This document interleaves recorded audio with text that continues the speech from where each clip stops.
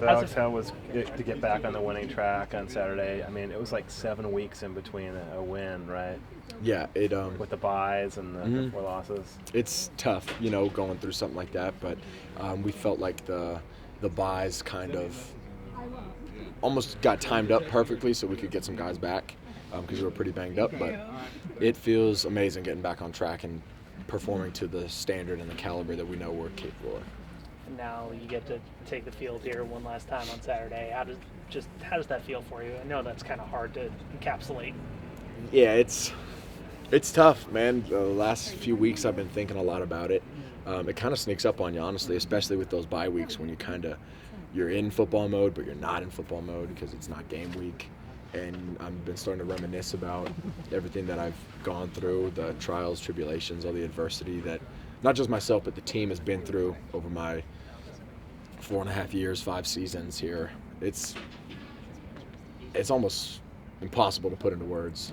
It's bittersweet in a way because it's exciting to move on to the next chapter, but not coming out here anymore is going to be tough.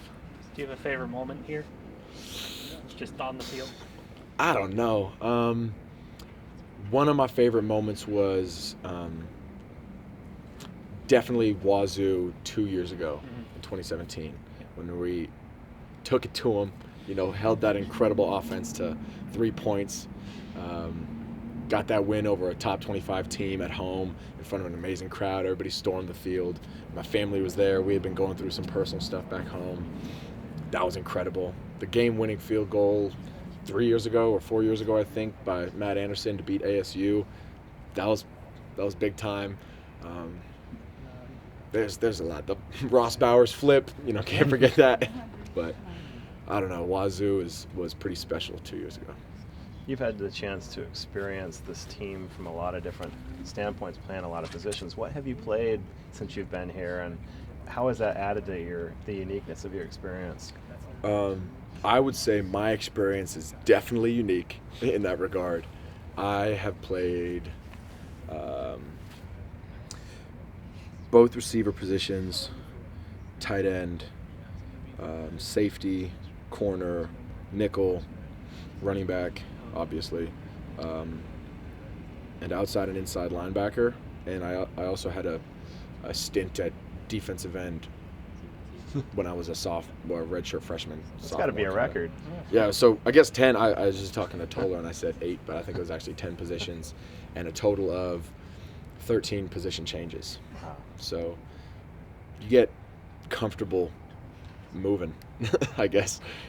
So, but it's you, especially when it was in this system, in this administration.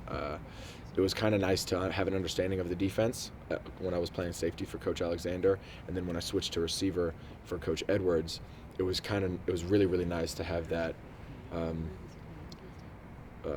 know the two sides of that coin, so you understand what the defense is trying to do to the offense and how the offense is trying to attack the defense.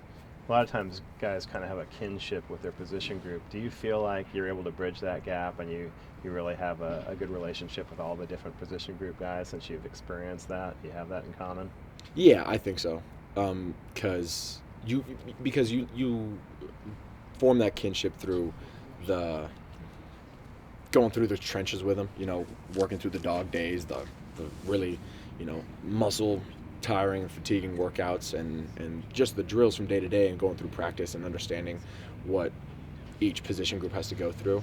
And you're pretty close to the team in general, but yeah, bouncing around between positions, you definitely learn a respect for each group out there. So a lot of guys like to think about as they're moving towards the end of their career, what the legacy is going to be, what the program's going to be like after they're gone. What do you see in what Coach Wilcox is building and the rest of the staff in years to come? Do you see an upward trajectory continuing to happen? Absolutely, yeah. I've known since probably the first or second day that Wilcox got here and brought in his staff that this program was headed, very, very far up. They had a nice upward trajectory ahead of them. They still do, and I've talked with other players, other staff members like GAs and stuff, and I'm not the only one that has felt that it would be nice to have been a freshman when Wilcox just got here.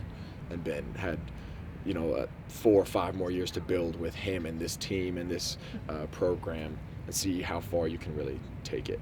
Because I think it goes to show just the field work for itself, and some of these younger kids that Wilcox and his staff have brought in and recruited, that they can come in, they get prepared well, and they learn under these great coaches, and they can really play, perform, and contribute at a young age.